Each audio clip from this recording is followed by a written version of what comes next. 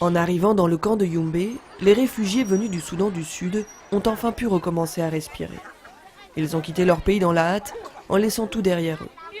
De l'autre côté de la frontière, la peur de tomber entre les mains d'hommes en armes a enfin cessé. En chemin vers l'Ouganda, on a vu des gens se faire massacrer ou dépouiller.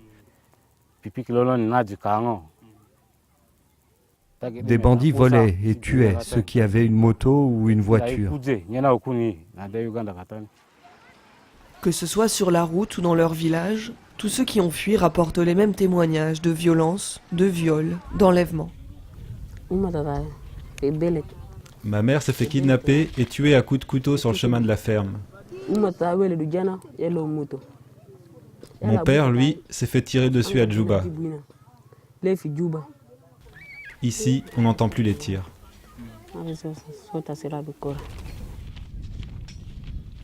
La guerre civile sud-soudanaise, qui oppose les forces du gouvernement à celles de l'opposition, dure depuis plus de 3 ans. À l'été 2016, un an après la signature d'un accord de paix, les combats ont repris de plus belle, forçant des centaines de milliers de personnes à fuir. Quelques 250 000 réfugiés ont été installés à Yumbe.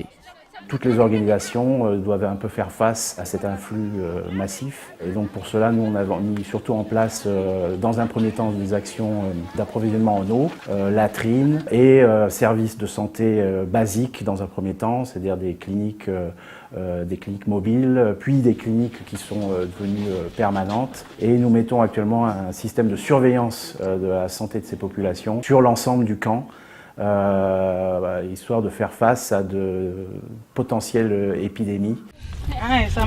Pour éviter ces épidémies, MSF travaille notamment à l'amélioration de la qualité de l'eau. Car l'accès à l'eau et aux installations sanitaires reste le problème majeur de ce camp qui, 6 mois après les premières arrivées, commence, à certains endroits, à prendre des allures d'installation permanente. Un pays sans peuple n'est pas un pays. Nous avons besoin d'un pays où les civils sont protégés, où ils ont de la valeur.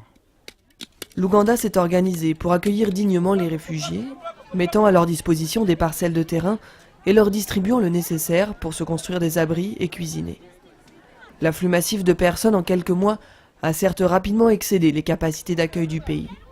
Mais la situation dans les camps se stabilise, offrant aux réfugiés, à défaut de la promesse d'un retour rapide dans leur pays, la possibilité de vivre en sécurité.